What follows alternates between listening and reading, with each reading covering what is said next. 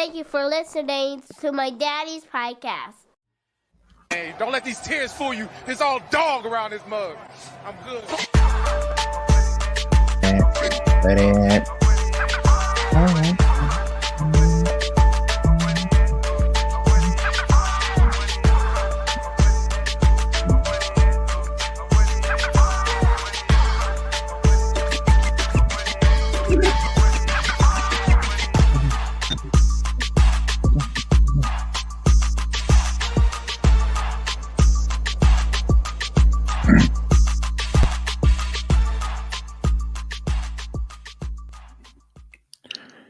Hey, what's going on, Who Dat Nation? It is yours truly, TJAY Jones. And yes, I am the host of the State of the Saints podcast. Thank you so much for checking out the State of the Saints podcast, where we talk New Orleans Saints. Really do appreciate your time. Much love to everybody. Come on in. We got some things we need to discuss. We're going to be talking about Saints right tackle Ryan Ramczyk and his future possibly being in jeopardy. This is something that's extremely serious, as we all know. We all know what Ryan Ramczyk means to the New Orleans Saints as far as the offensive line. We're going to be talking about that. And, of course, I'm going to be taking your questions and comments throughout the show. Thank you all so much for being here once again. Looking forward to giving you all information and doing shows leading up to the NFL draft. Shouts out to everybody that has followed me on Bleacher Report. I got like 97 followers on Bleacher Report. I'm asking, look, if you love what I do, if you love my podcast, if you love what's going on, I'm asking you to follow me on Bleacher Report. I do a podcast called Saints Talk with TJAY Jones. We're going to be doing a podcast draft week, talking about the NFL draft from the Saints perspective.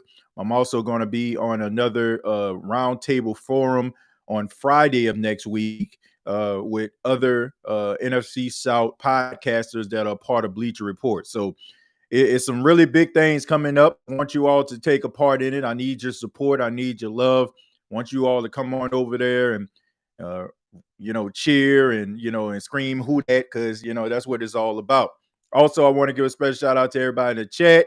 Shout out to everybody listening around the country and around the world. And, of course, shouts out to the After Show boys. Shouts out to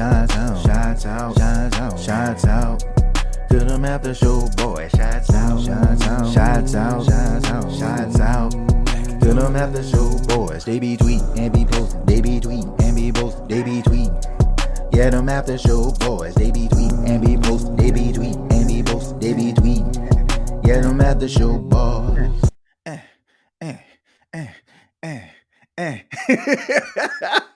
Shouts out to the After Show boys. That means for all the people out there that may not catch this show live, just want to give you a shout out, because I don't care how you get the show as long as you get it.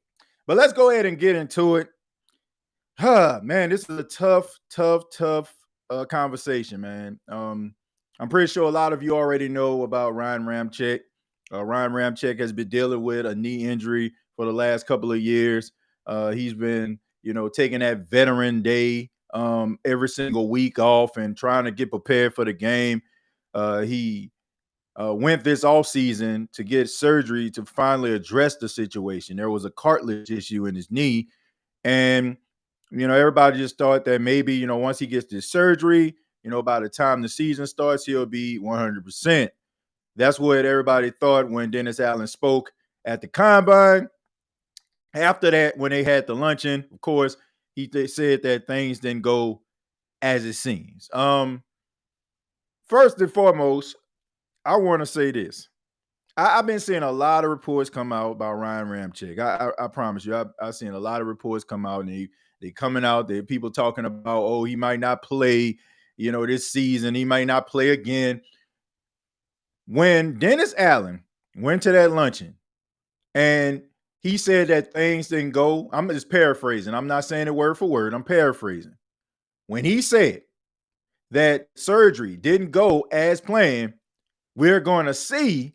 I said, well, matter of fact, I don't even have to say it. I'm going to show you what I said. You should be preparing to not see Ryan Ramczyk for the rest of the season. I do not believe anything that comes out of the mouth of Dennis Allen when it comes to injuries. And if you do that based on his track record, you're a fool. You're a fool. Fool me once, shame on what? Me? Fool me twice, shame on you. So if you're still trying to believe that or trying to come into the chat, come on social media with that nonsense, blocked. I mean it. Miss me with that stuff. I don't care what you have to say. You're absolutely delusional. You are the guy whose woman has been gone for 6 days straight, hasn't called you, hasn't texted, and you still leaving the door unlocked. She'll be back tonight. Yeah, so as you can see, that's what I said. And that's how I felt. Because, look, I don't want to be this guy that just constantly whoop up on Dennis Allen and Derek Carr. Like, I don't want to be that guy. I don't. Like, that's not my motivation. But I gotta be real about it. Like, I cannot fake the funk. This guy, Dennis Allen, head coach Dennis Allen, you cannot trust him when it comes to the injuries. And this is why I feel, and I don't know who watches this from the New Orleans Saints organization. Hell, they probably don't watch this show. But if they do, if somebody just so happen to be on YouTube right now and you just see this black dude yelling and you see a Saints, some Saints stuff in the background, I just need you to listen to me. Stop letting Dennis Allen talk about injuries. I know this might frustrate fans when we don't see players and we don't know the severity of their injury, but I promise you, it will minimize the frustration of Saint fans all over. Because the most frustrating thing in the world is lack of transparency. And when people don't understand something, it frustrates them to the highest degree. That is why I use the example of Sean Payton. I said when Sean Payton was the head coach of the New Orleans Saints, he did not disclose injuries. He didn't put it out there. He said the injury report going to come out at the end of the week. And you know why he did that? Because he didn't want situations like Dennis Allen is facing. They need to stop allowing him. Somebody need to talk to him. They just need to tell him to just say, oh, we're not going to talk about it. I would rather you do that than to get the Saints fan base and everybody's hopes up about seeing a player. Oh, man, he hurt. He's going to miss a week or two, but he'll be back. But after those 2 weeks, we don't see that player. And then all of a sudden, here comes the question from the media. They got to ask you these questions over and over and over and over again. Like, just stop. Just stop. Seriously. You are doing more harm than good to people's psyche. So I'm just saying, like, maybe, and I'm not going to say it's all Dennis Allen's fault. I know we like to blame him for everything. I'm pretty sure he's probably getting the information from the doctors. But I'm just saying, every time you go to the podium, for the most part, players that are significant to the team's success, when you say, oh, it wasn't as bad as it seemed, and then 10 weeks go by and we don't see these guys, see these players, of course, Saints fans are going to be frustrated. So with this whole situation with Ryan Ramczyk, I think it's pretty apparent. I think it's pretty obvious that the Saints are going to have to go. They're going to have to go offensive lineman at 14. I know some Saints fans out there want Brock Bowers. I know that you have Saints fans out there that want them to go with Malik Neighbors and it's one of these other attractive, sexy picks out there. But guess what? Guess what? You got to go with the offensive line at 14, especially if you don't have Ryan Ramczyk. You already have questions at the left tackle, the left guard, and now the right tackle. So you're looking to replace 3 positions on the offensive line. The only ones you have are Cesar Ruiz and Eric McCoy. So once again, I know people want Brock Bowers. I know people want the sexy pass catching diva type receiver, who has that diva mind frame, not like, crazy stuff. But you know what I'm saying.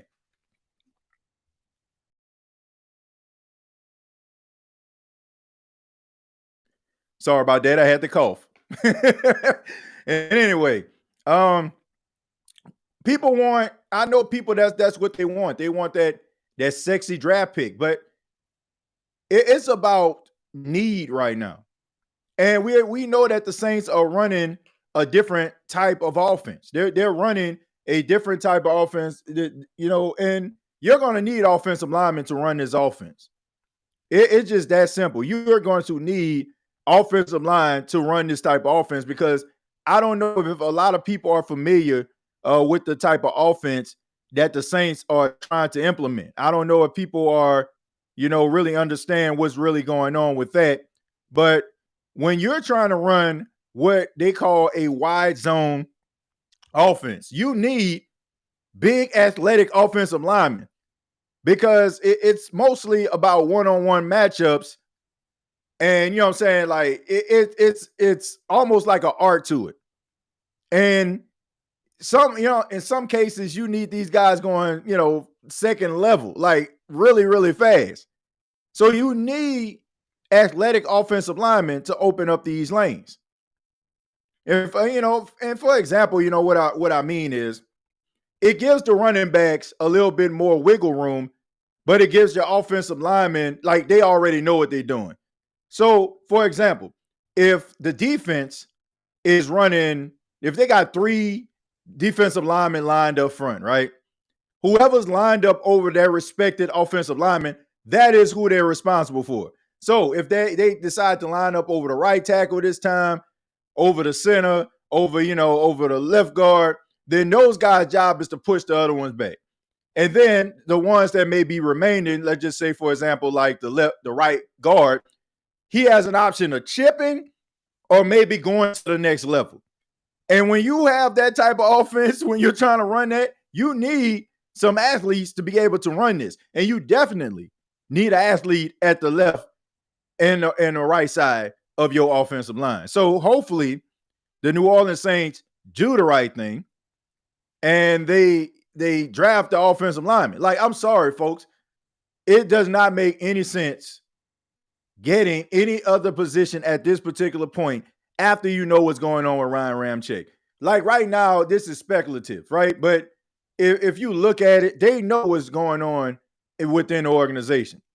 And if they don't address this, they can find themselves being in some serious trouble. And I don't care what type of wide zone that you running up in here. I don't care what coordinator you have.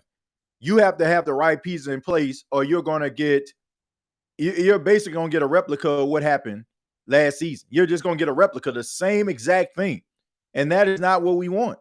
So once again, I know we all want the sex appeal, but sometimes you got to go for what's real. And that is the offensive line.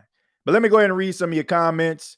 Would love to hear from you. Shouts out to everybody that may not be able to comment in the chat. But for those that may be watching and don't know the setup, you can comment throughout the show. We're not one of those podcasts that just read monetizations and all that kind of stuff. Like, we read your comments. So we're very interactive here. And if this is your first time you're stumbling upon it, hopefully you stay for a little while and chop it up with the Who Dat Nation. All right, let's go ahead and read some of your comments. I will drag and stop right here. We all know DA is a liar. I don't even know if he's a liar or not, Slim South. Like, all I know is I don't trust what he says when it comes to injuries. I don't. I just feel maybe he is trying to be that bold soldier going to the podium and trying to tell us, what probably was told to him. But all I'm saying is it is not a good look. It is not a good look when the things that you are saying don't come to fruition. It makes people frustrated, and it makes them feel like how you feel about Dennis Allen, Slim South. So I'm just saying, maybe the organization needs to have a conversation with Dennis Allen. I don't know if it's Mickey Loomis or whoever. Maybe they need to kind of peel it back a tad bit when it comes to giving people information about injuries, especially if that information is not going to end up being actual and factual. You know, like I hope that somebody does that, because it only makes people question your leadership, from the front office to the head coach. It makes you feel like you don't have a hand or a grasp on the whole situation.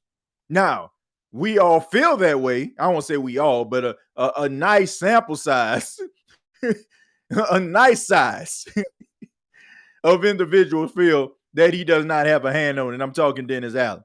But it's another thing to open your mouth and erase all doubt, right? So maybe that's something that they need to address in the future.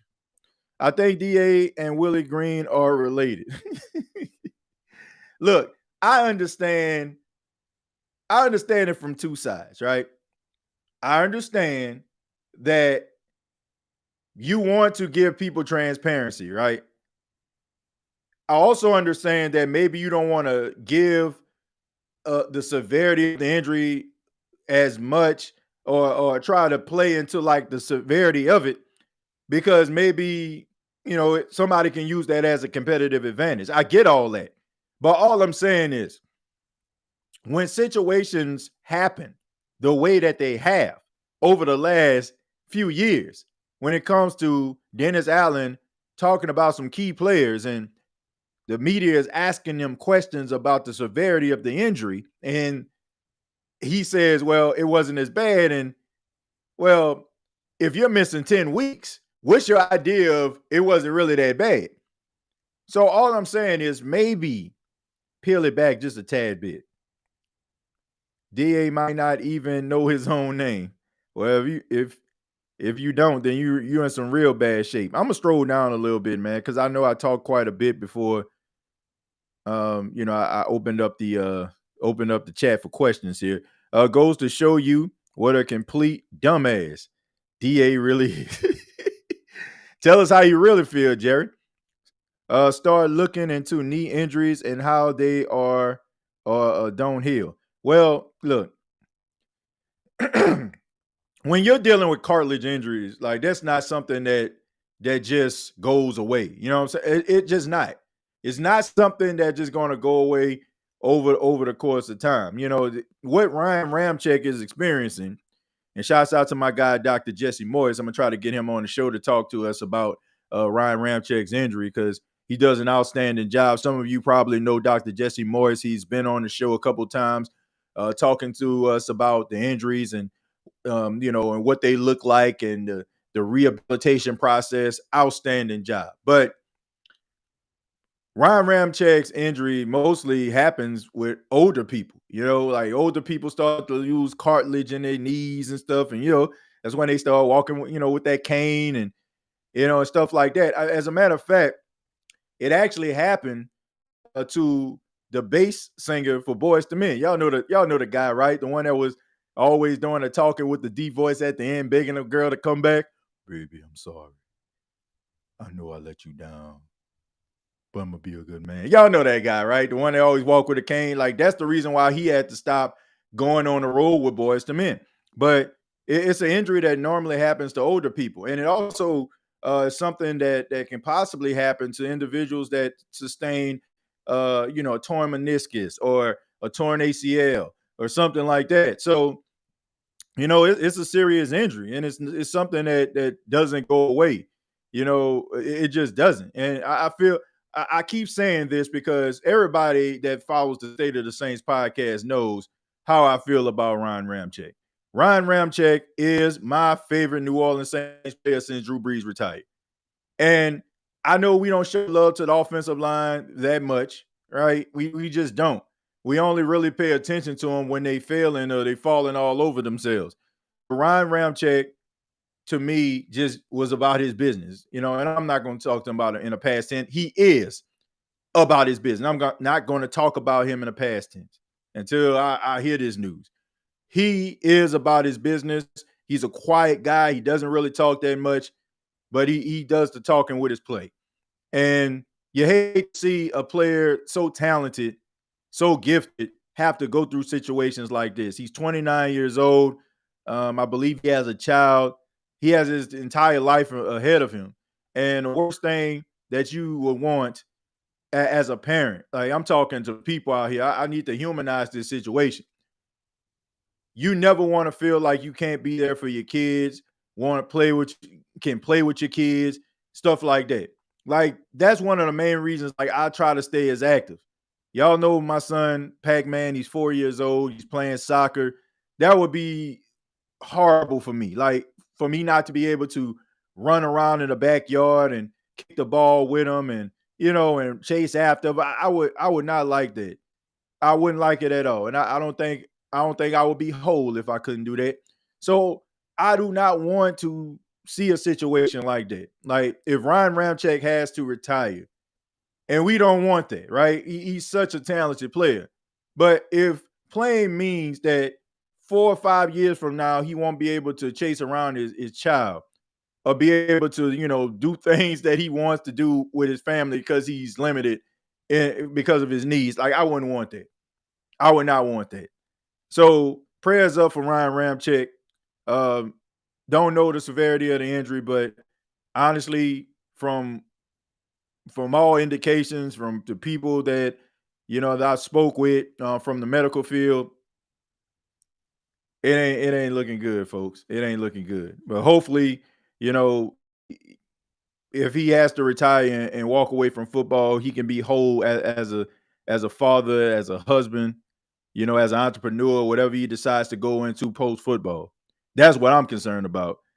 I mean, players get replaced every year, B, for real. Like, a player, they good enough, no matter how good, no matter how bad, they're going to get replaced, right? As much as we miss Drew Brees retired and the Saints had to keep the wheels turning. So I'm more concerned about Ryan Ramczyk, the person, not Ryan Ramczyk, the right tackle for the Saints. And that should be everybody's priority right now. If you're scouting, talking about shoot, man, like, you missing the ball. And I would ask you to step away from football because it's getting a little bit too real for you. Like, we have to look at these guys. Sometimes I know we look at them as larger than life guys and, because they do something so extraordinary, but they're human beings at the end of the day too. And, I wouldn't want that for Ryan Ramczyk. I would not. I know I'm on my soapbox, but it's real, man. Like, it's real for a person, to have to walk away from something that they love. But I'd rather them do that than to, like, really just beat themselves into the ground where there's nothing left for anything post-football. And Cesar Ruiz isn't a solid pick. Well, I think that Ruiz has gotten better. I think when we look at first-round picks, and it's fair, I think when we look at first-round picks, we look at them as almost like the savior to the team or said position. Because we feel like if they're a first-round pick, they're worth the investment. So when you put that first-round tag on them, there's expectations that come with that. But every first-round pick is not going to be created equal. I have to tell you this. I know we look at first-round draft picks and we expect them just to hit the ground running and be flirting with all pros and flirting with Pro Bowls, but all first-round picks aren't created equal. Some first-round picks are going to come in and they're going to take the league by storm. A la C.J. Stroud, a la Joe Burrow, so on and so forth. Aaron Donald, the list goes on and on. And then there's going to be first-round picks that may not be everything that you expect them to be right away, but it takes development. And also, I was checking out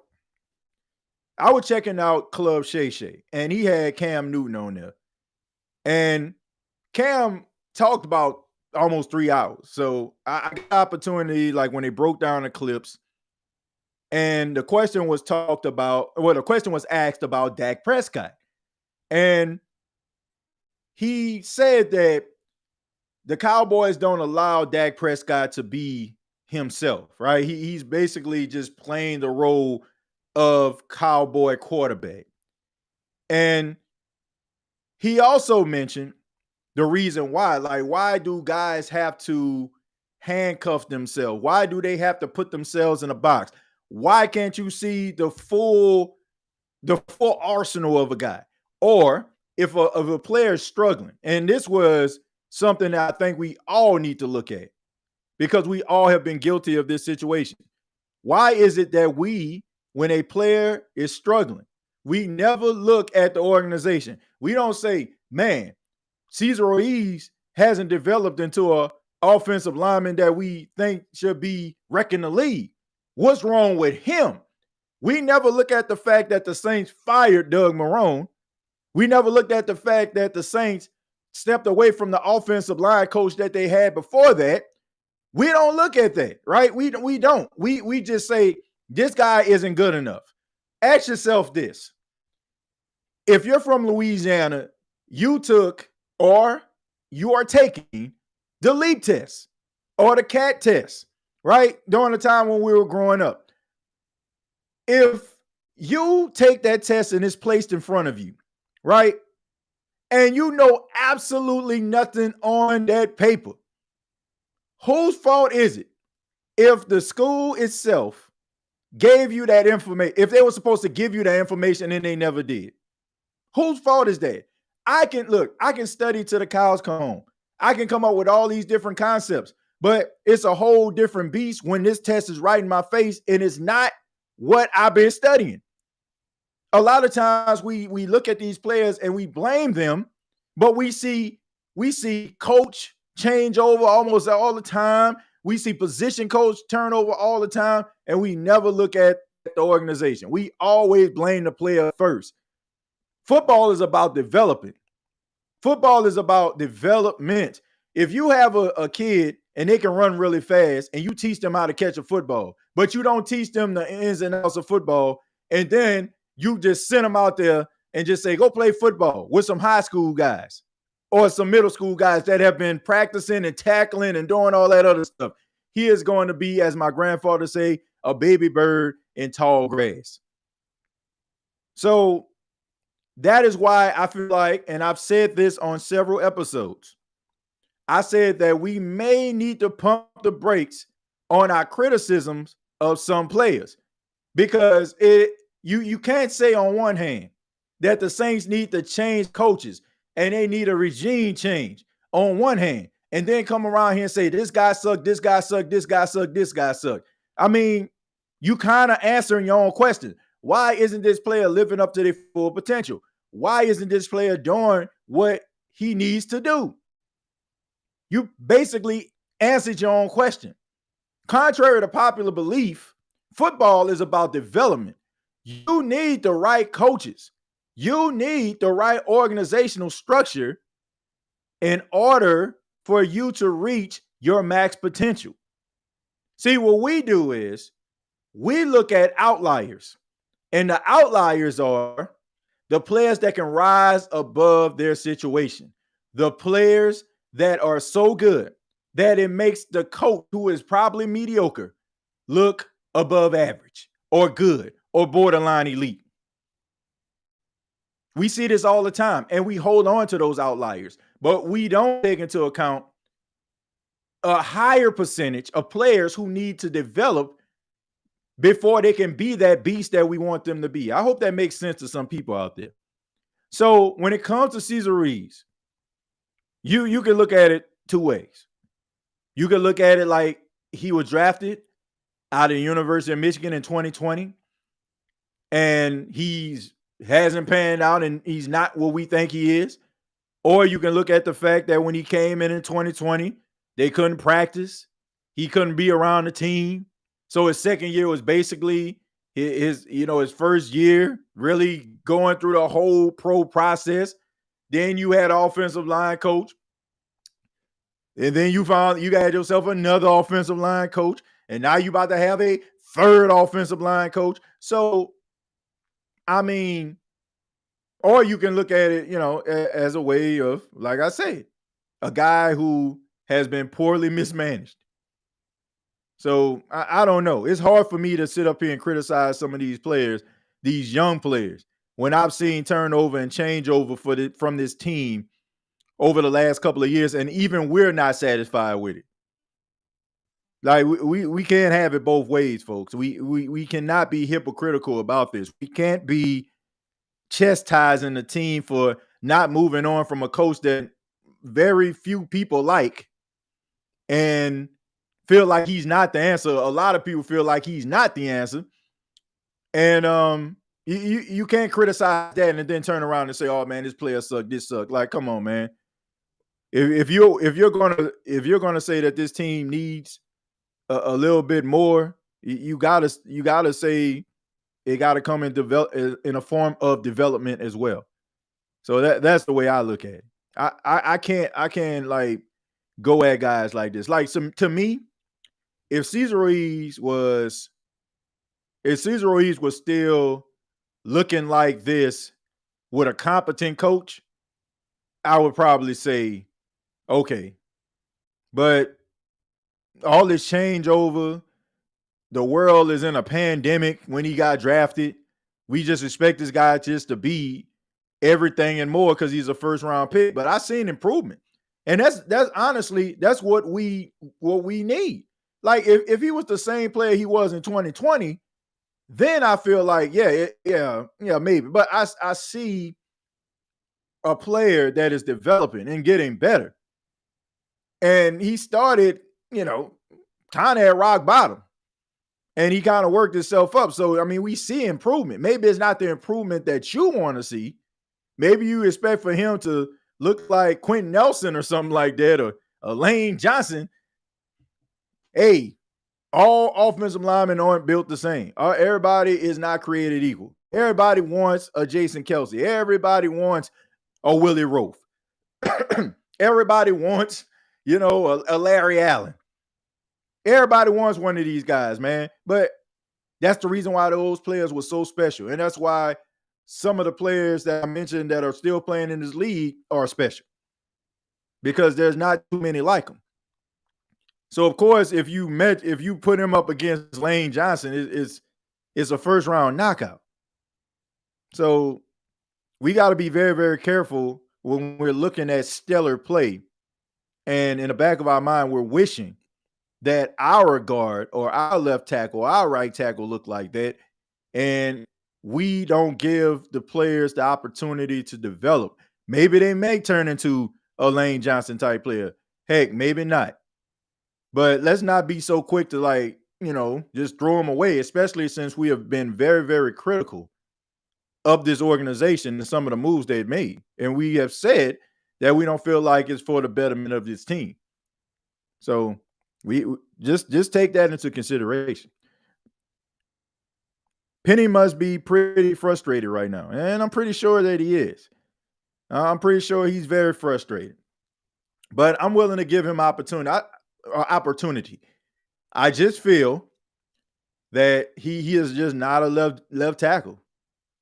I feel if you slide him into the guard position, which I feel like the Saints more than likely will do,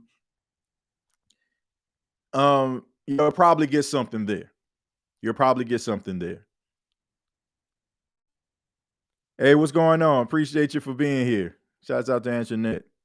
It says, James says, Ram has been solid since day one. All things come to an end. You have to be consistently reinvesting in your business. This is all on our organization. Yeah, but I will say this, James. I mean, I'm pretty sure they didn't prepare for Ryan Ramczyk to get hurt like this. I mean, when you have a player like Ryan Ramczyk that's just, and I just mentioned this, when you have a player that hits the ground running and they everything you want them to be, it's kind of hard. Like, okay, man, like he's young. We just gave him a new deal. You're not looking to replace him. And I know what you're thinking also. You're thinking, okay, you knew that his knees was an issue. Maybe you should have drafted somebody else. I get that. maybe that's something that we may need to look at when all of the facts come out. How long was this situation happening? Were there people behind the scenes saying that, man, you basically on borrowed time with Ryan Ramczyk? Now, if they were saying that, which I'm pretty sure we will never hear, because we know that these organizations don't like to put that type of information out there because it will make us hypercritical of them even more. But if you were to hear something like that, by the grace of God, then I feel like, James, you can say, you know what, man, this organization, man, I'm so sick of these folks. But if you have a player in Ryan Ramczyk who is talented, who is a second-team All-Pro, who's a Pro Bowler, who has been steady Eddie at right tackle since 2017, you're not looking to try to replace him. You're looking to try to find ways to keep him upright. And if he's telling you, I can play, I'll be ready by the end of the week, in most cases he has been, you're not going to try to replace that. But I do understand what you're saying. I will hold the Saints accountable in this regard, James. If they know this information, if they know Ryan Ramczyk is going to be out for the season, and they do not address the offensive line position from the left side and the right side, that is when I'm going to be critical. If you know this information and you choose not to use said information to try to better your circumstance, then you, sir, you, ma'am, are a fool. It's just that plain and simple. So if I look at the NFL draft next week, James, and I see the New Orleans Saints on the clock, and I see them draft Brock Bowers, and I'll be happy about it. Everybody like Brock Bowers, right? He's supposed to be certified as a first and a 15th check, right? I mean, this guy's doing moonsaults at 250 pounds. I get all that. But when you know, or if you know, that your right tackle more than likely won't play this season or ever again, and you have a left tackle who you drafted a couple years ago who has not looked the part, and you don't address that position with one of the top offensive linemen in the top 15, shame on you. And I'm sorry, I know this may not be popular opinion to some, because regardless of what's going on, you just want to see Brock Bowers in the Saints uniform with number 19 looking like a white Devery Henderson out there. I get all that, but we got to be smart about this. We got to be smart, okay? It can't just be about I want a Brock Bowers jersey. Brock Bowers will help the Saints offensively be successful, but Brock Bowers ain't getting no football if the Saints can't protect Derek Carr, because we all know he has happy feet anyway. So you might want to fix that situation before you start going for sex appeal once again. That just I said at the top of the show, sound like a broken record. I need what is necessary right now. I heard from a teacher that I scored 98 on the CAT my junior year in high school. Well, that's good. That's good right there, isn't it? I hope so. That's great. Now I think, the CAT test, for those that may not be from Louisiana, probably never took, is the California Achievement Test. It was around when I was a kid. And I know kids out there still take the LEAP test. So, yeah, which is those culturally biased tests. Y'all already know that. How is it? Yes, I am going to say this. How is it that your school system is ranked in the bottom, the 48 and 49, and you're giving kids a test that students that are ranked in the top 5 in the entire country in education are taking? Like I said, culturally biased. What about Derek Carr, everyone? Says it, the organization around him, maybe not so much. All I'm saying is, I get what you're saying about Derek Carr. Trust and believe. My comments are more so towards younger players. Not so much veterans who have been in the league for a long time. Like you are who you are at this point. But someone like Cesar Ruiz, the circumstances in which he came into the league, how he came in during a pandemic, how the Saints were kind of changing up the guards, going from Sean Payton to Dennis Allen. Then you get, offensive line coach change. I mean, all these different things that were going on. So it can affect your development. With a player like Derek Carr, like, bro, it's rather you is or you ain't, right? Is you is or is you ain't my quarterback. And right now, it's looking like ain't. Even though, I will say, I will give Derek some credit.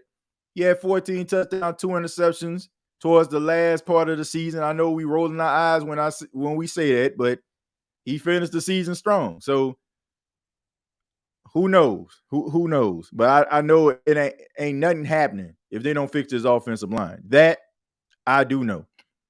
So you're saying we need a line of LeBron James. I don't want to say you need a line of LeBron James, Brandon. That's a little bit extreme. But you need some athletes on that offensive line. You need some movers and some shakers out there, man. Like, if you want to get, like, Olu Fashanu and Telelise Fuaga. I finally got them guys' names right. Took me about 3 months, but finally. But anyway, you need guys like that on if you draft Fuaga, you can move him to the right side, right? Right? He can be your right tackle. And he will be your right tackle for a long time. For Shanu, you move him to the left. You got yourself some stability there. You need some athletic guys. And the crazy thing about this, Brandon, is Trevor Penny can be what you need him to be in this new offense. He can, because he has that mean streak.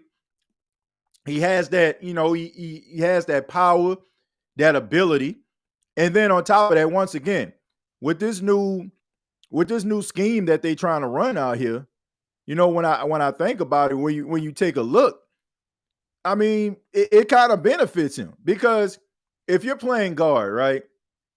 If you're so like I said, if you have if they're playing a 3-4, let's just say a defense is playing 3-4, right? It's like, okay, you got your three down linemen in the front. If they are right over Trevor Penny, and let's just say who's next to him, Eric McCoy, right? So if he doesn't have anybody to block, once again, this is more about blocking assignments. It's not so much about all the shifting and you guard this guy. Like, whoever's in front of you, you push that mother lover back.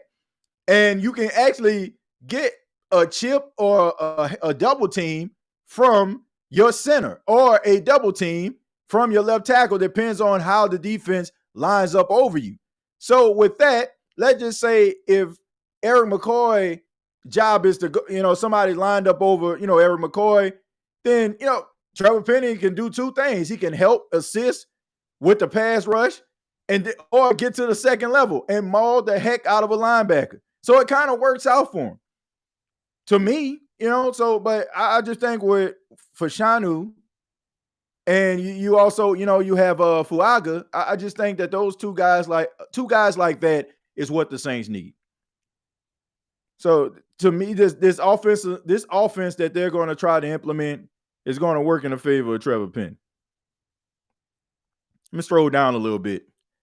We'll go to JT says, TJ, 2 tackles are a tackle and guard. Well, look, JT, I wouldn't even be mad at it. Because we see that it's benefiting Seattle. In the first round a couple of years ago, Seattle drafted Charles Cross out of Mississippi State. And then in the second round, they drafted Abraham Lucas out of Washington State. And both of those guys were really good at their positions. Both of them. So if you have, if I know this may not be popular opinion, but if you have to draft 2 offensive linemen, so be it. I know. Once again, it's not a sexy pick, but you go for what you need, man. You go for what you need. If they feel like that's necessary, fine. If you feel like, okay, we'll draft Fashanu or Fuaga, and then we'll, sign, I don't know, Lionel Collins or something like that, to fill in. Fine. But you got to be able to fix this position, this offensive line somehow. I did pretty good on my dog test. Can't recall the score. Man, all I know is I passed. That's all. I don't remember the score. I'm not real big on test taking because I don't feel like a test determines a person's intelligence or how they approach a certain thing. Like I don't. I just think that some people aren't really good test takers. But if you put something in front of them, they can build it. They can come to a conclusion. They can put it together. Like I don't think a test always tells the story, even though they want society to feel like it does. It does not, in my opinion. TJ, do you think we draft better old linemen in the later rounds?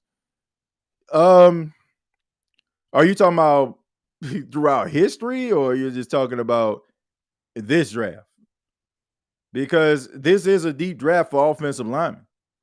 This is a deep draft, and yeah, they have. I mean, when you think about Jari Evans and some of these other later round draft picks that they've gotten who have been pretty steady on the offensive line, yeah. But this is a draft where I feel like you can probably get some meat on the bone in the later rounds. So maybe that'd be one of those 5th round draft picks that the Saints have. Maybe they'll use that. See, I got into a car wreck on my way to my SAT. Didn't help. Well, Tuck Graph, I'll tell you this. For you to remember something like that is, well, for something to happen to you like that on your way there, I'll say that. Man, that's something serious right there. But glad you got opportunity to take the SAT, man.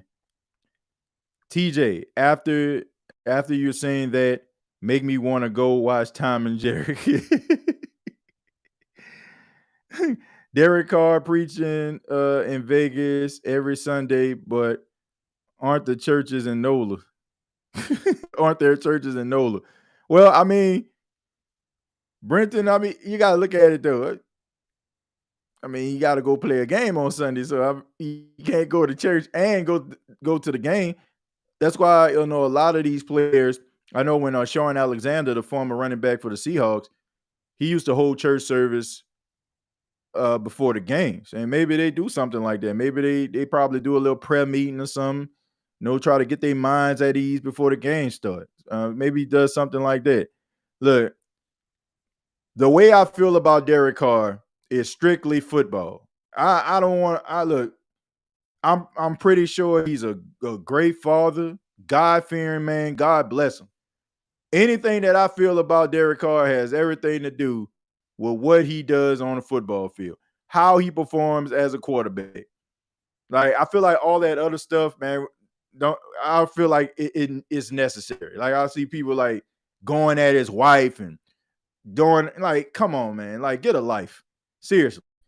This is about what he is doing on the football field. If he's helping a team win, or in this game, he's hindering the team's success. That's all I care about. Honestly, I don't care if he goes to church on Sunday. I mean, God bless him if he does. I'm a man of faith. I will, that's great. But as a quarterback in the New Orleans Saints, that's the only thing that matters as far as from this show is concerned. But yeah. I mean, I'm pretty sure they have like services and stuff like that, before church starts. Let's see. People not talking about it, but we need, what's this? MLB that can split reps with, I guess, middle linebacker. Middle linebacker that can split reps with DeMario. Alfred, thank you very much for the $4.99. And yeah, I mean, you got to look at DeMario Davis's age. You got to look at that. You got to look at the fact that he is getting up there, but you don't want to do this like you did with Drew Brees, right? Drew Brees was still playing at a high level, so you just kind of skipped past it, and you didn't take into account that this ride going to eventually be over, and it's probably going to be pretty soon. So you don't want to do the same things. And I think Mario understands. He's a pro's pro, man. He's a man's man. He's a leader. If you bring in another middle linebacker with a bunch of potential, he'll embrace that player and have them ready by the time it's time for him to retire. So I agree with you on that. I feel like this year I'm not really excited for the upcoming season like I have been in years past. Maybe the draft will sway me, but I feel like I'm on the fence. Tyrell, I think a lot of Saints fans are on the fence. I said this on X, and I asked that you follow me on X at TJAY Jones 8. I said, what will get you excited about the 2024 season? And of course, the majority of people would say firing Dennis Allen and cutting Derek Carr. But, you know, a lot of people aren't excited about this season from what I've seen. I won't say a lot of people. Let me take that back because I don't want to say that. There's the people that I saw tweet and the Saints fans that I have talked to aren't really excited about the season. And I feel like the Saints have to give the fans something. What really bothers me about some Saints fans is they feel like you shouldn't say anything about the team at all. And if you do, then you're not really a fan. Do you think that I will sit up here for 55 minutes and 4 seconds as of right now and talk about a team that I don't care about? It's the passion that makes people frustrated. Think about this. If your wife or your husband is mad at you or isn't, like, if you do something and they just like, don't pay it any mind. Like, isn't that going to bother you? Isn't that going to, like, you're going to be like, where's the passion, right? Where's the love? Like, you got to show me something, right? So when people are vocal, when people are frustrated, when people rather sit at home than to go to the Superdome because they don't feel like change is coming, I don't feel like you can't find more passion than that. You just can't. And I just don't understand some Saints fans. Like, they expect a lot of Saints fans out there don't like me because they feel like I'm just hypercritical of the football team. But you ask yourself this question: am I hypercritical of the football team? Or am I just telling people what you see, but you choose not to see it? I don't sit up, like, I don't come behind this microphone, get in front of this camera, and basically just say, how can I issue on the Saints today? I don't. But if you're doing things that are questionable, for example, I said it on the last show, and I stand by this. If you, over the past 5 seasons, have been dealing with your starting quarterback missing games or being knocked out of a game, why, when you go out and try to find the best backup quarterback possible? Isn't that a fair question to ask? If you have backup quarterbacks, no disrespect, like Kellen Mond and Nate Peterman, how many members, even the ones that are out here, man, you ain't no real Saints fan, you ain't real. How many Saints fans, if Derek Carr was to go down and in comes Nathan Peterman, gonna feel like, man, now we about to see some quarterback play? If you say that, then you're lying. So that part I don't understand. It's the passion that has people in an uproar. It's the passion that has people wanting to see change if what you have in house isn't working out. It's not that complicated. You trying to sound like the voice of reason or Mahatma Gandhi of the New Orleans Saints. Oh, peace and zen and positive vibes. We all want that. But at the same time, let's not be delusional about this situation. This is not a good football team right now. Maybe this year can be a change. It has yet to be seen. But you cannot slap a person in the face, punch them in the face, knock them on the ground, expect for them to get up, and give you a hug and a kiss and say, I'm like, what are we doing? You know what I'm saying? Like, you're not going to do that. They're not going to get up off the ground, give you a hug, and like, come on, man. Like people want you to live sometimes and react in ways that are like otherworldly. They know for a fact they wouldn't act like that in their real life for any other situation, but we're supposed to show that same type of support and love for a team that has been fumbling all over itself for a few years now. Hasn't made the playoffs in 3 seasons, and people want some change. It's just that simple. I don't think it's that hard, but some people, they just feel like your loyalty comes in the form of not saying anything at all. But I would never, ever, ever, ever, ever, ever, ever be one of those people that just say stuff because it sounds good. I see this all the time. People will say to me, I ain't gonna watch your podcast no more. So? So? Oh, you too negative. So you want somebody to lie to you about it? What am I saying that you can't go back and that can't be proven true?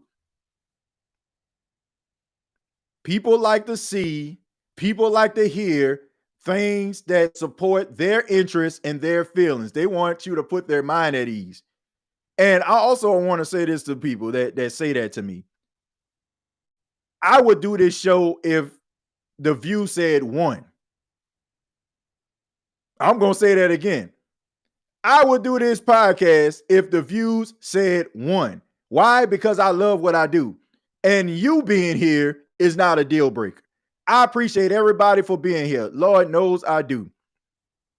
But I do this because I love it. I've wanted to do broadcasting since I was 4. I'm 37. So I'm living my dream. So somebody saying, "Oh man, I don't watch," like, so I appreciate everybody for being here, but that's not a deal breaker for me. I'm never going to be that person. Brenton says, we signed Peterman and mine. They're not serious about life. Never mind football. I mean, they went through a great extreme and great length to try to make sure that Derek Carr is comfortable. Right, TJ? They got personal feelings not seeing the end game. No, they're not. I'm not saying not have hope. I'm not telling people, oh man, walk around with your head down. If that's how you want to look at life, look at the game, great. But don't pretend like these situations aren't in front of you just because you decide to react otherwise. That's fine. I'm pretty sure people would love to have the type of zen that you have and be as centered as you are. But people care about the football team. People paying money to go to these games. People investing time watching these football games. And people just want a better product. It's no different from you going to a restaurant, being in a relationship, having a job. We all want what's best for ourselves. We want what's best for our team, right? I mean, these are the things that you want. It's no different. We want what's best. So, I mean, for people to feel like you shouldn't have any passion behind it or you should just go roll with the punches, come on, man. Loomis got CTE. I think, and he hasn't played one single football game. No, I don't think it's that. I think that Mickey Loomis is a rich white man. That, you know what I'm saying? Like that. I'm just, look, sorry. It is what it is. I think that he's a guy who is arrogant, rich, and has an ego. So, I mean, no different between any Fortune 500, person or multi-millionaire. It's hard to tell a person with a lot of money. No, it's hard to tell a person with a lot of money that they made a mistake. And right now, I don't think that Mickey Loomis, the general manager, is driving this car right now. No pun intended. I think it's Mickey Loomis' ego who are driving this car right now. I do. And the first sign that I saw was the WWL radio interview that he did when he said he had the right people in the building. And then at the end of the season, even though you won 4 out of the last 5 games, keep that in mind. You fired those people. You moved on from Pete Carmichael. You changed around your offensive staff. Do people that have the right people in the building do stuff like that? Now, some people would say on one hand, well, that's a kind of a contradiction, TJ. It's kind of a contradiction because on one hand, you're saying that his ego is driving the ship, but he was willing to make those changes. That is true. But at the same time, if you go back to the press conference, he still was making it seem like, oh, like people didn't know what they were talking about. Like, we just saw you get rid of the entire offensive staff. So that is you basically conceding that you don't have the right people in the building, and you, sir, were not being truthful. But when once again, when you have your ego, driving the car, sometimes man. But that's the way I look at it. That is the way that I look at it. But I don't know if it's about CTE or anything like that. I just think that he's a rich white man with an ego. Nothing. What we see in Fortune 500 companies, what we see all the time with people with money. Even black people with money, or different nationalities with money. Sometimes that ego plays a huge role. But hey, at least he did what needed to be done offensively on the offensive side of the ball, and he got the offensive. He got the offensive coaches that we wanted for the most part. TJ, we love you. The Who That Nation loves you. Jerry, I appreciate that, man. I appreciate it. And this is why I do the show. I do the show for the people that rock with the State of the Saints podcast, that support the State of the Saints podcast, that understand that nothing I'm saying is like personal. It just to me needs to be said. And I'm unapologetic about that. I really am. And if I have to basically dilute myself or in any way to try to make other people happy, like, I'm okay with that. Because once again, I don't do the show just for likes and follows. I encourage people to like and follow the show, but I'm not just gonna wrap up my cords and say, oh man, they had 700 people watch this show, and I normally get these men. Like, I don't care, man. Like, I'm here for the people that rock with the show. And if you love the show, I appreciate it. And I'm going to continue to make shows that make people laugh, make them think, going to continue to entertain people. You already know, man. Been doing it, going to continue to do it. TJ is always 100. Pelican, Nola, I appreciate that, man.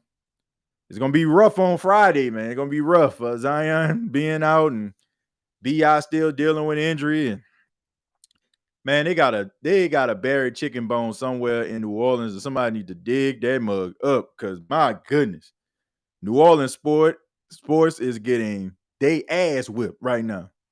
All right, I don't know who we need to call.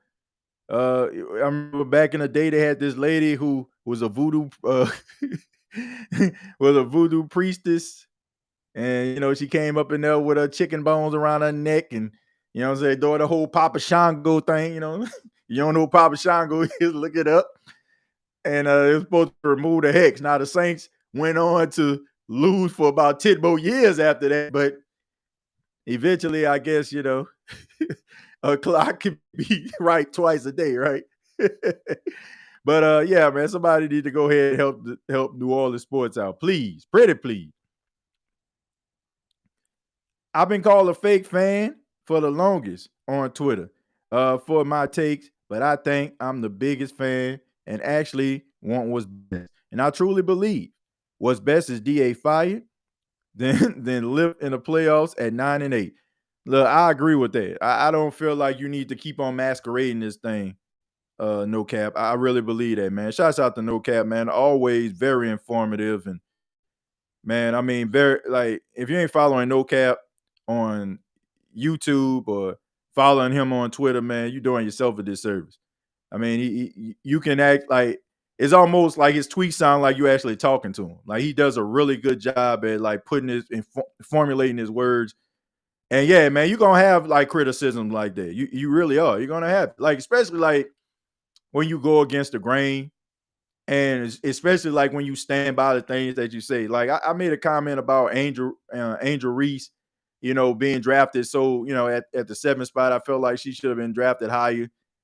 And people started jumping on me and stuff, and it was like, okay, do you think that by jumping on me is going to change my mind? You can say all these different things. Like we see in a draft all the time. This player got picked before this player, and said player that was picked 11 or 12 or 15. Give you an example. Giannis Antetokounmpo was drafted 15th. And now look at him. He's a multi-time MVP, NBA champion. Even Draymond. Draymond was a 2nd-round pick.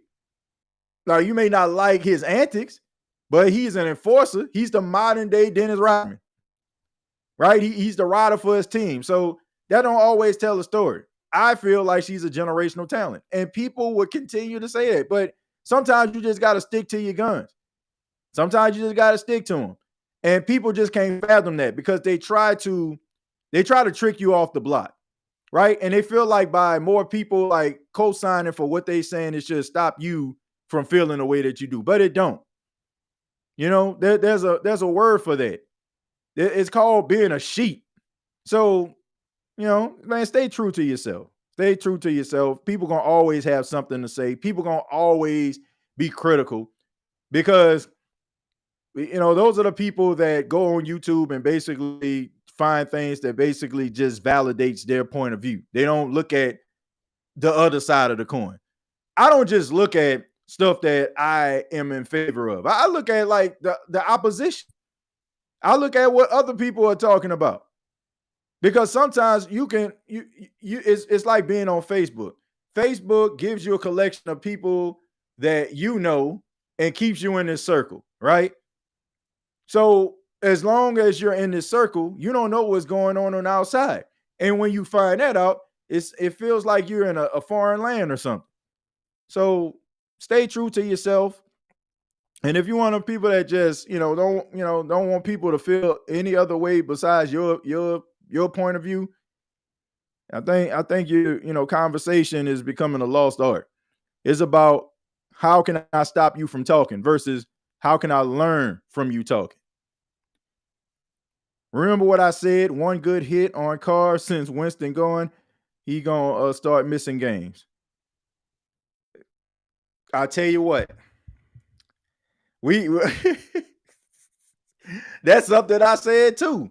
I mean, that was kind of controversial, but I was like, I'm wondering if this guy is playing because he knows how much people like Jameis Winston. And maybe because he knows Jameis Winston is probably more popular than he is, he's going to continue to play.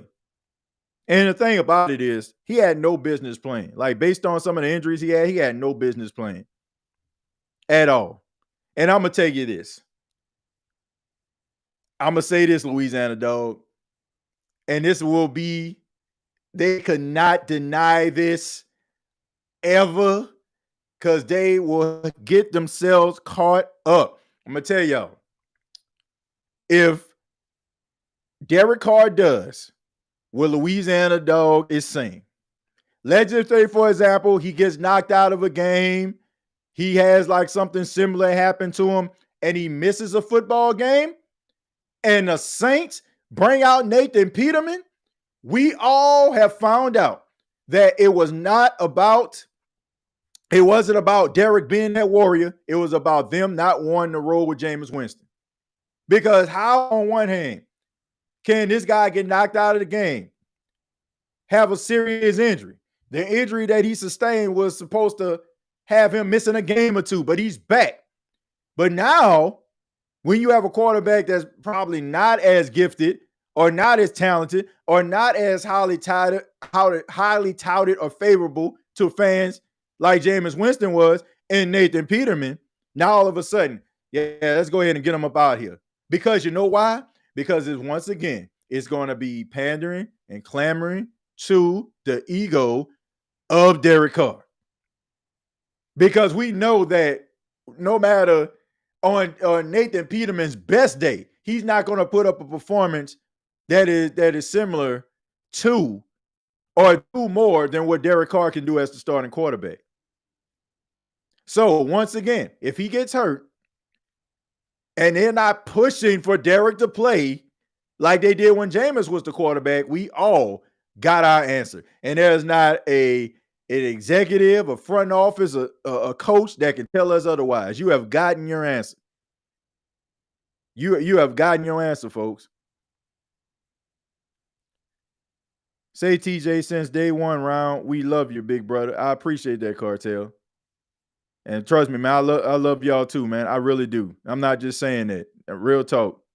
Real talk, man. When we had Drew, we just wanted to make the playoffs. It didn't matter how or why. We made it. We knew we were going to do damage in the playoffs. I don't feel like that with this crew. Well, you probably don't even feel like we can make the playoffs. Playoffs? I hope you can win a game. LOL fans love Fashanu and Coleman. I hope they stay away from both. Okay, so you're not a fan of Olu Fashanu and you're not a fan of Keon Coleman. Not mad at that. I mean, that's your opinion on that. Both guys are talented, but I can also see some flaws. But I will say this, Calvin. I think the offense that they're trying to run, I think that Olu Fashanu would fit really well in it. I hope that don't happen. Say, oh Lord. Peterman should help get DA out here. Did you just combine these guys' name together? Or you Nathan Peterman and Kellen? That's pretty clever right there if you was intending to do that. Because the two backup quarterbacks' names combined there. Well, we're not going to even add Jake Hayner. You're not gonna mess with Sexy Jake, man. Leave Sexy Jake alone. I hope he paying out. Carr better have bones sticking out before any of these turd backups get in. All I'm saying is if he misses a game for something similar to something that he may have sustained last season, you can't help but to wonder why all of a sudden like you can't play. I mean, it may be more serious, but all I'm saying is you were moving heaven and earth. Like you were crawling out of the bed to start on Sunday. But now all of a sudden, like you crawling out of bed to go stand on the sidelines because you know Nathan Peterman going to be starting. I'm just saying. That's something to think about. I could be way out in left field. Some people may think, and some people feel like I'm a spin doctor. I told y'all, man. I told y'all, call me TJ Armstrong. They say I'll be reaching. But that's something to think about. TJ, I will lose it if Carr gets a hangnail and sits this year. You are 100% on it. None of these backups should ever see a game this year. Well, look, I kind of like Jake Hayner. I think Jake Hayner, until he shows me otherwise, I think that there's something there. I think he's a smart player. I think that he absorbs things like a sponge.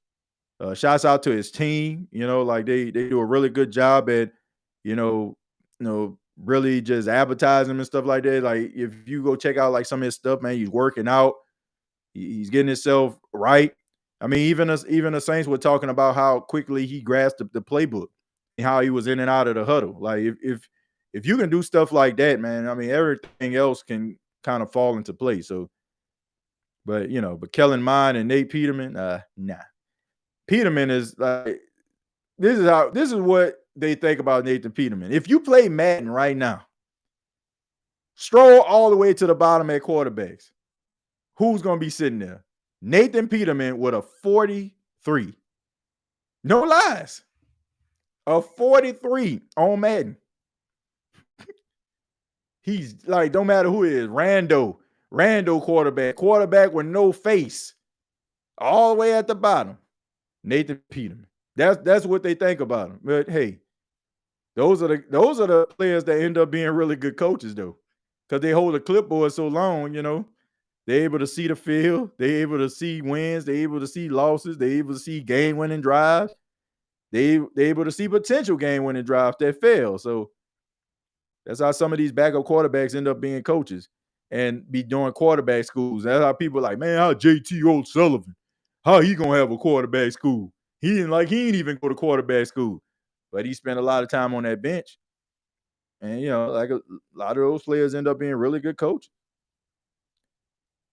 Jake absorbed things like a sponge and trying to model like sexy Squidward. I'm just a sexy J. Sexy J. Hit him with that pump fake. Pump fake. We gonna make that song popular, man. That'd be funny, like if he starts a game and then all of a sudden that song just comes on the Superdome. I'm just a sexy J. Sexy J. Hit him with that pump fake. Peter Mine won't be on the team. It's just gonna be sexy Squidward and Carr. Well, look, I like Jay Hayner, man. I like Jay Hayner. I think he has personality. I think he has attitude. He's accurate. What most of what that offense looks like. Also, the wide zone, offense, the offense that they run. It is a lot of short intermediate passes. You don't have to have a rocket arm in that type of offense. Like there's some plays that you get down the field, of course, but it's mostly like short intermediate passes. So what you're probably going to see a lot of catches in space and giving these wide receivers opportunity to make a man miss and get some big plays. But you can win with Jake Hayner in this type of offense. You can win with Derek Carr in this type of offense. TJ, new song coming soon. Stay tuned. Hey, man, look, I've been trying not to like come out with some things I was gonna probably work on it like towards the beginning of the season, because I just feel like right now like we don't know what the season is gonna look like, right? So maybe some material come up. Hopefully some positive, like more positive songs, man. Like I like to make a song like by Jake Hayner or whatever like that, little anthem type stuff. It's kind of I enjoy doing it because I like being creative, but I don't like keep talking about Dennis Allen and him underachieving. Let's see. Even though I tapped into a sign of an ability that I didn't even know I had. Let's see. With Ramczyk likely being out, does that mean we have to draft two offensive linemen? Because left tackle is still a huge question mark. Eminem, we kind of talked about that. We talked about that earlier. Thank you for being here. But for the sake of your question, I'll just go back and mention what I said. I said a couple of years ago, the Seattle Seahawks, they drafted Charles Cross out of Mississippi State in the first round, and he played left tackle. And then they drafted Abraham Lucas out of Washington State in the second round. He plays right tackle. So it's not out of the realm of possibility that can't happen. It depends on what the Saints feel about Ryan Ramczyk. It depends on if they feel like maybe they can, get somebody there in free agency. There's still some guys that are out there. But it all depends. But it's not out of the realm of possibility. I guess it depends on the severity of, once again, Ryan Ramczyk's injury.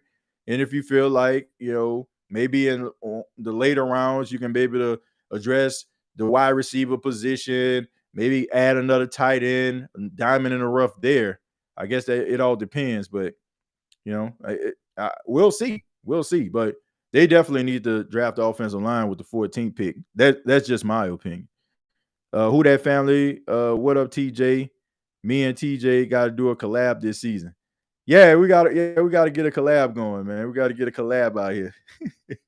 Shouts out to my guy Buku Jokes. You are Man. I don't know if some of y'all know who Buku Jokes is, man, but please follow him on Twitter. That guy's hilarious. Good dude, too, man. Good dude. Did Kubiak have any other job offers? Was he a hot coach? Oh, absolutely. Chris, yes, absolutely. Like he was like one of the top guys. He was probably like after Bobby Slowick, after Ben Johnson. Yeah, it was him. It was him. Like, yeah, they definitely got one of the like highly touted offensive coordinators that were out there. Yeah, so they have absolutely nothing. Like, if anybody just feels like, oh man, they were just digging through the trash heap and they just stumble across Clint Kubiak, no. If the Saints did not do anything and not talk to Clint Kubiak, another team would have scooped them up just as quickly. The only reason why nobody scooped them up as fast is because the 49ers were in the Super Bowl and they were trying to just be focused on that. Jeff Duncan still a you are whoa out here. Maybe one of the main reasons Kubiak chose the Saints was because of AK and how similar he is to McCaffrey. Yeah, that's a large incentive, right? I think we'll see the old AK, and this is this is another thing, that I mentioned about the wide zone offense. How intelligent Alvin Kamara is at running the football. Like I always say, like I watched this movie called Premium Rush. It was about this bike telegram guy who rode his bike throughout New York City, delivering telegrams to buildings, et cetera, et cetera. He was the guy that played on Third Rock from the Sun in the movie Inception. He's mostly known for. But anyway, when he gets into like traffic or a precarious situation, like his mind, he'll get this tunnel vision, right? And he'll try to figure out how to get around difficult things, like getting around cars that may possibly, hit him, or, a car that may collide. So he's focusing on, if I turn this way, if I tilt over this way, if I go up, that's the way I feel like Alvin Kamara's mind works. It seems like he's almost like playing with a Rubik's Cube or something. You know what I'm saying? He's trying to like put the colors in place. With a offense like this, you giving him the option of cutting it out to the outside, cutting it to the inside, or stretching it. Like if you give him that type of option, like more than likely he's going to make the best decision. That is why I'm saying, like, pending injury, I don't see how anybody wouldn't think that this guy, Alvin Kamara, wouldn't be like one of the top offensive players in the league this season. Because that offense caters to him as a running back and how intelligent he is. It's going to work out. That offense is going to change a lot of people's thoughts and feelings about Alvin Kamara. Some people say that, he ain't what he used to be. He's washed. Once again, it goes back to us criticizing his coaching staff. You got to look at what you're asking them.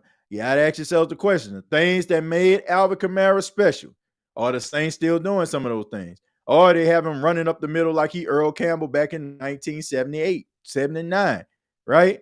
Like, what are we doing? So that you got to change the way you play. And this offense is going to help him out tremendously. I'm going to take a few more, then we're going to go ahead and get up out of here, folks. Getting a little late here. Let's see. Premium Rush had my ex-wife with Diana Ramirez in it. Oh, for real? Well, that's good, man. I guess you should have held on a little bit longer, man. We could have got that check. I'm just kidding, man. Paul Parker says, if the Saints get off to a slow start, they need to fire DA and not let Kubiak leave at season's end, because he will have this offense playing well. Yeah, I mean, look, I think that he's going to change some things around. I don't know if they're going to fire DA. Depends. I don't think, like, no matter what the season looking like. Dennis. Mickey strikes me as a person that will No matter how bad things get, he'll let them finish at the end of the season, unless they pull a Brandon Staley what the Chargers did to Brandon Staley, like on a national stage on Thursday night, get slapped around by the Las Vegas Raiders, like just like in front of the entire world. Like it will have to be something like monumental like that. It would have to be like on national TV, Saints playing the Falcons, and the Saints just quit. Like it have to be something like that. I don't think that Mickey Loomis would, no matter how bad things get, I don't think he would just fire him mid-season. Like it would have to take a monumental collapse in front of a lot of people's eyes, like to a point where you just cannot avoid the inevitable at that point. But, lucky for the Saints, more than likely they're going to be playing a lot of 12 o'clock games or 1 o'clock Eastern Standard Time games. And it's going to be lost in the shuffle because who the hell wants to see this right now? I mean, I'm just being honest. TJ, in this offense, do you put Juwan at wide receiver more? No, I don't. No, I don't, Kaz. I feel like the offense that's running, he's in a perfect spot. Tight ends eat in his offense. George Kittle eats in his offense. Let's go back a little further. Shannon Sharp ate in his offense. Like you have these players, these tight ends, they eat in this type of offense because there's a lot of short intermediate passes. And also, man, it's a lot of, they do a lot of blocking as well. So if they pushing they running, downhill blocking, and they getting open, and if they are, if they working on the offensive line, they getting to the next level. Yeah, it can work in his favor. My only concern about Juwan Johnson as a tight end, I don't feel like he breaks many tackles. Like I feel like when he's open, he catches it, but I don't really see him like really breaking too many tackles. Like I don't know if you have, but I don't remember him like breaking tackles. If he gets extra yards, it's because he probably beat the linebacker. Let's just say if he's like doing an out route and he catches the ball and he streaks up the sidelines and he gets like 10 more yards, it's because he beat the linebacker. Not so much about him stiff arming somebody or running with reckless abandon. So that is something I feel like a tight end needs to possess. Like I don't feel like a tight end needs to go down. If you 240 pounds, 230 pounds, and you getting tackled by a 185-pound cornerback, like, come on, man. But, he's good, but I don't know if, I don't really see him break too many tackles. That's my only knock on Juwan Johnson, but I think you can do something with him. And Eugene says they needed to fire DA before he even has the chance to get off to a slow start. Loomis just don't want to admit a mistake. Yeah, it's going to have to take a monumental collapse, in my opinion, to get rid of Dennis Allen. But I want to say thank you all for checking out the State of the Saints podcast. Really do appreciate it. For those that came in a little bit late, we will be having some podcasts leading up to the NFL draft. On Bleacher Report. I'm asking everybody to follow me on Bleacher Report. It's Saints Talk with TJAY Jones. You can check it out. I will be doing a roundtable forum on next Friday. You have podcasters with Bleacher Report. They represent the Falcons, Bucks, Panthers. They're going to be there as well, and I'm asking everybody to support. Of course, we're going to have our live NFL draft celebration party, what have you. We're gonna do something a little bit different this year, man. We're gonna have a little bit of fun and have a good time. Of course, we're gonna have the phone lines open. It's probably gonna be like one of those conference type things. Like normally I try to do a little one-on-one, giving people opportunity. So I might have a little bit of a party going there. It's always a good time, man. Always have like crazy moments that stand out. it's a great time. So if you're not doing anything on draft night, round number 1, we're going to be breaking it down. Come on over to the State of the Saints podcast. I'm pretty sure it's going to be wall to wall. Other Saints podcasters are going to be doing that. You know, I mean, please go over there, check out what they're doing. But if you got a chance, just slide on up in here and have a good time here at the State of the Saints podcast. Previous episodes available on Apple Podcasts, Spotify, iHeartRadio, Anchor FM. Also, you can follow me on X, also known as Twitter, at TJAY Jones 8. Shouts out to everybody that was here since I began this show. Shouts out to people that came in the middle. Shouts out to those that came in at the end. And most importantly, shouts out to the after show boys. Shouts out, shouts out, shouts out, shouts out, shouts out to them after show boys. Shouts out, shouts out, shouts out, shouts out, shouts out to them after show boys. They be tweet and be posting. They be tweet and be posting. They be tweet. Hey. Yeah, them after show boys. They be tweet and be posting. They be tweet and be posting. They be tweet. Yeah, them after show boys. Shouts out to the after show boys.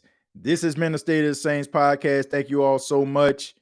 Have a good morning, noon, night, whenever you're checking out this podcast. And like always, all I got to say is, who dat? Thank you for listening to my daddy's podcast. Hey, don't let these tears fool you. It's all dog around this mug. I'm good.